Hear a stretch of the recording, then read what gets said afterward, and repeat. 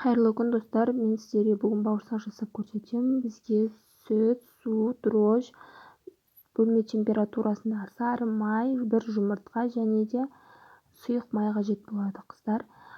Осының бәрін біркелкі масса болғанша араластырып, жоғарғы сұрыпты ұнымызды қолданып, мен дани нанды қолдандым. Қолға жабыспайтындай жұмсақ қамыр илейміз. Қыздар, грамдарын мен астына описанияға жазып кетемін. Осы қамырымызды 1 сағатқа бетін жауып, жылы жерге орап, демалдырамыз. Сосын ашыған қамырымызды алып, ұнымызды аз-аздан сеуіп, жұқадай емес, қалыңдай емес қамыр жаямыз. Қамырымызды формаларға кесіп, оның бетін майлық пеннен жауып, 15 минутқа демалдырамыз. Қыздар, 15 минут көтерілген бауырсақ өте әдемі болып піседі.